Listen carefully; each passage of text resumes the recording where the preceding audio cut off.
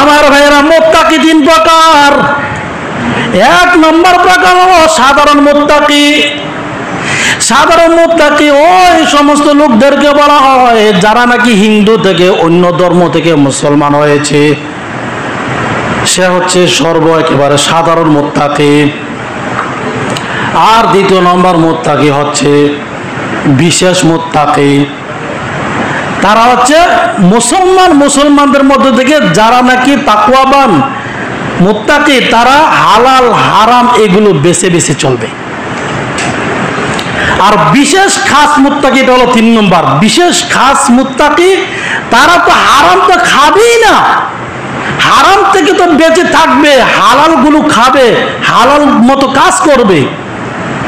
এবং যেগুলো সন্দেহ আছে, যেটার মধ্যে সন্দেহ আছে এটা হালাল না হারাম, যেটা সন্দেহবাচক, এই সন্দেহটা থেকেও বেঁচে থাকবে। আমার ভাইরা, এখন আছেন আল্লাহ রাব্বুল আলামিন বলেছেন যদি তোমরা রোজা রাখো তাহলে মুত্তাকি হতে পারবা, আল্লাহর ভয়কারী হতে পারবা। কিন্তু আমার ভাইয়েরা খেয়াল করে দেখেন, রমজান মাস গেছে, যেদিকে রমজান মাস যাওয়ার পরপরই দেখা গেছে একদল লোক আতশবাজি, বিভিন্ন গান বাদ্য নিয়ে পাগল হয়ে গেছে। ঠিক কিনা জোরে বলেন? আমার ভাইয়েরা, ঈদের আগের রাত্রে রমজান মাস মাত্র গেল, আমার ভাইয়েরা যারা শহরে ছিলেন, শহরের মধ্যে দেখেছেন বিভিন্ন বিল্ডিং এর ছাদের উপরে, রাস্তার মোড়ের মধ্যে, বিভিন্ন ক্লাবের মধ্যে, বিভিন্ন জায়গায় তারা দেখা গেছে ডেকসেট লইয়া রাত্রটা এই গান বাদ্যের মাধ্যমে চালায় দিয়েছে। ঠিক কিনা জোরে বলেন? নাউজুবিল্লাহ বলেন। তো সারা রমজান মাস রোজা রাখলো, এরপর আবার গান বাদ্যর নাচানাচি নিয়ে বের হয়ে গেল, এই কাজে ব্যস্ত হয়ে গেল। তাহলে কিসের তাকওয়া অর্জন হলো? বুঝা গেল যেইভাবে রোজাটা রাখার দরকার ছিল সেইভাবে রোজাটা রাখতে পারি নাই। আর যে ব্যক্তি বলেছে যে আমি রোজা রেখেছি, সে কখনো এই গান বাদ্যের মধ্যে যেতে পারে না। আমাদের মধ্যে আবার এক শ্রেণীর লোক আছে, গান বাদ্য এটা জায়েজ। নাউজুবিল্লাহ বলেন। পবিত্র কোরআনুল কারিমের আয়াত স্পষ্ট আছে লাহুম আযাবুম মুহিন, যারা নাকি গান বাদ্য করে তাদের জন্য রয়েছে যন্ত্রণাদায়ক শাস্তি। গান বাদ্য নিয়ে আমি এক সাথে আলোচনা করেছিলাম, আমি ওইদিকে যাচ্ছি না। কিন্তু গান বাদ্য একেবারে সম্পূর্ণ হারাম, কোরআনের মধ্যে স্পষ্ট আকারে রয়েছে। আমার ভাইরা, এখন আসেন ওই যে রমজান মাস চলে গেল, এরপর আবার ঈদের দিন যখন নাকি আছে, আরেক দল লোক ওই যে কুরবানি ঈদের সময় যেভাবে নাকি গরু নিয়ে ট্রাক গাড়ির উপরে উইঠা গরু নিয়ে চলেছে, রাস্তা দিয়ে দেখা গেছে এমন গরুর মতো কিছু যুবক ছেলেরা ওই গাড়ির মধ্যে উইঠা ওই কপালের মধ্যে বিভিন্ন লাল হলুদ বিভিন্ন রঙের কাপড় পইরা, এরপরে ডেকসেট নিয়ে গান বাজাইয়া চলছে। ঠিক কিনা জোরে বলেন?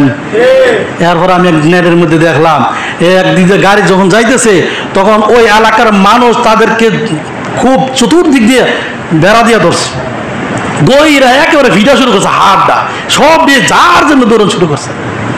আর জীবনে করবিনি। আমার ভাইয়েরা, যাও আমাদের সন্তানই তো,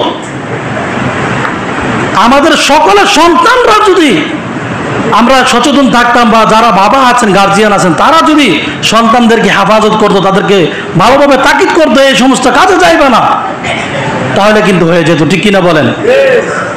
কিন্তু আমাদের কোনো সচেতনতা নাই, সন্তানদের দায়িত্ব কি সেটা আমরা বুঝি না।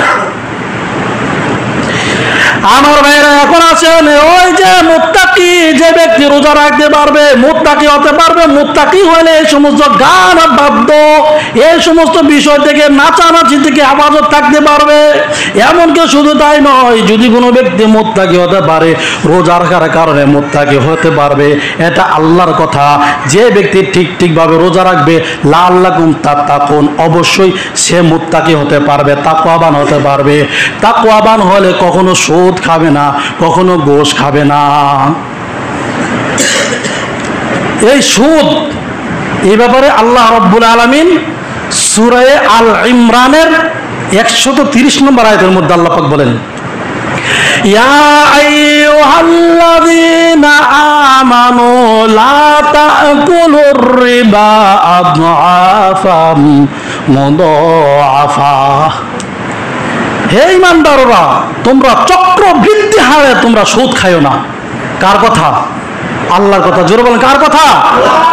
আজকে কিছু মানুষ আওয়াজ করবে না, যাদের মধ্যে দুর্বলতা আছে তারা আজকে আওয়াজ করবে না, কারণ দেখতেছে আলোচনা অন্যদিকে যাইতেছে। হ্যাঁ আমার ভাইয়েরা, আরে মিয়া জানি আপনারা জানেন না, এলাকার মধ্যে ছোট্ট খাট্ট একটা ঘর জাকাত বাড়াতি খায়, এরা বড় সুদ নিয়ে লাগায়। বিশ্বাস করেন আপনারা? জাকাত নিয়েছে রমজানের আগে, তো জাকাতের জন্য পাগল পাড়া এখানে যায় সেখানে যায়, কিন্তু জাকাত পাইছে যা ওই 5-10,000 টিয়া এটা আইন লগে লগে সুদের মধ্যে লাগা দিছে।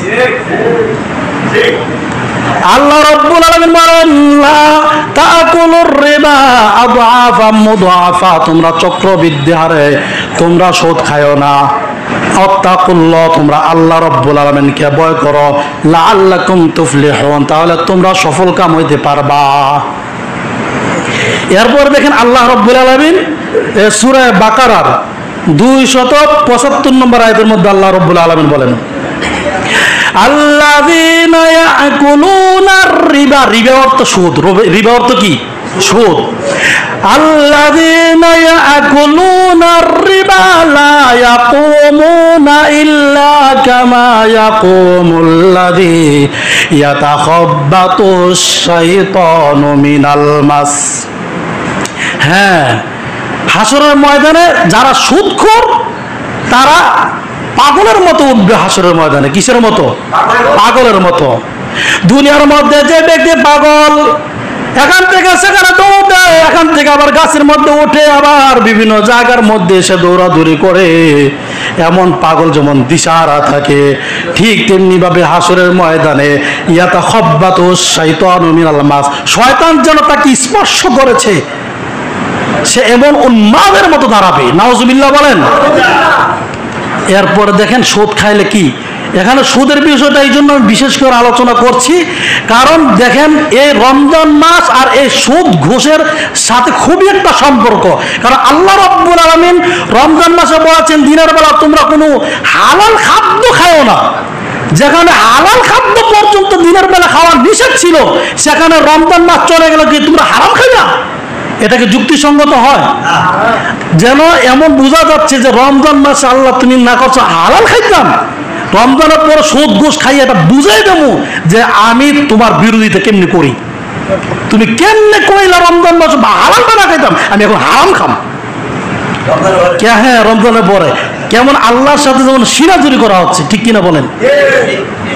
এই জন্য এই হালাল, এই সুদ ঘুষ আর রমজানের পরে আলোচনাটা খুব একটা সম্পর্কিত। আল্লাহ রাব্বুল আলামিন বলেন, যদি কোনো ব্যক্তি সুদ খায়, ওয়ামান আদা ফাউলাইকা আসহাবুন নার, যে ব্যক্তি আবার সুদের মধ্যে ফিরে আসবে, সুদি কারবার করবে, ফাউলাইকা আসহাবুন নার, তারা জাহান্নামে যাবে। কোথায় যাবে? জাহান্নামের মধ্যে। কয়দিন থাকবে জাহান্নামের মধ্যে? এটাও আছে, হুম ফিহা খালিদুন, সব সময় থাকবে। কতদিন থাকবে? সব সময়।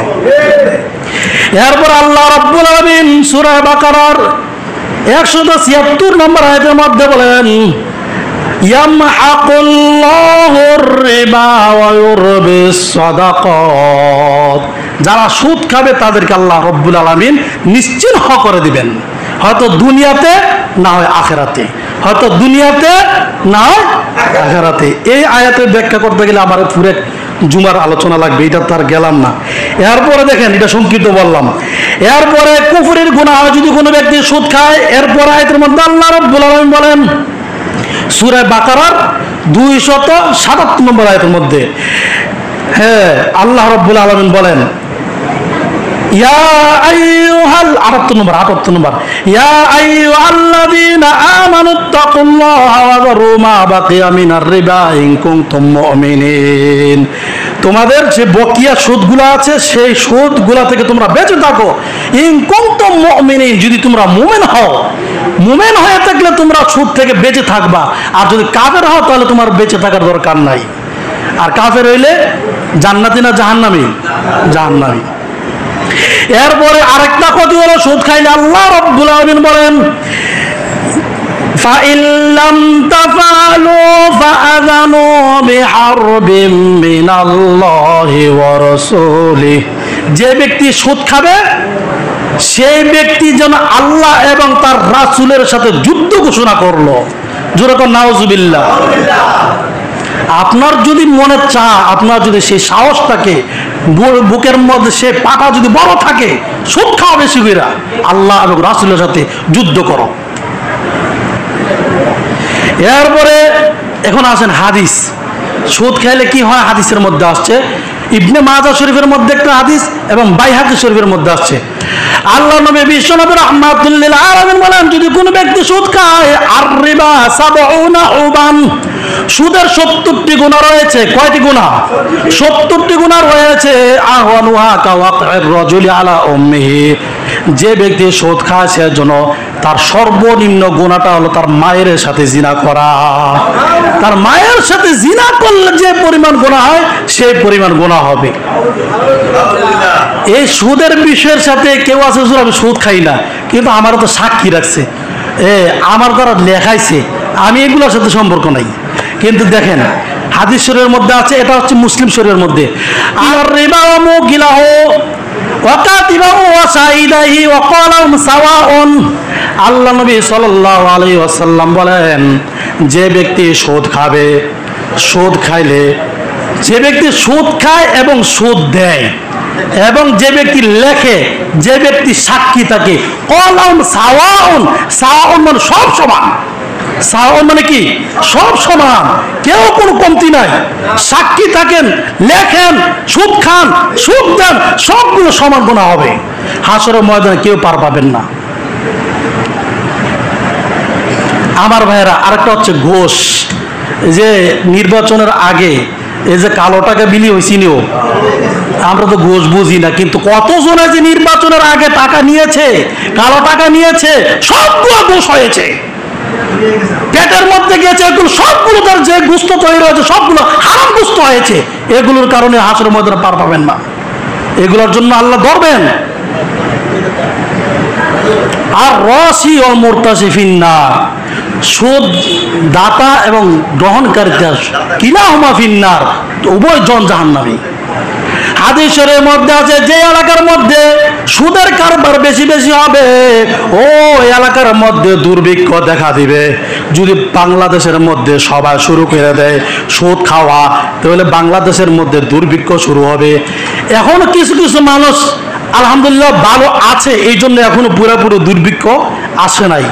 যখন নাকি সবাই শুরু করে দিবে, তখন আল্লাহর পক্ষ থেকে এই হাদিস অনুযায়ী, এই হাদিসটা আসছে মুসনাদে আহমদের মধ্যে, যদি সবাই শুরু করে দেয় সুদ খাওয়া, ওই এলাকার মধ্যে আল্লাহর পক্ষ থেকে দুর্ভিক্ষ শুরু হবে।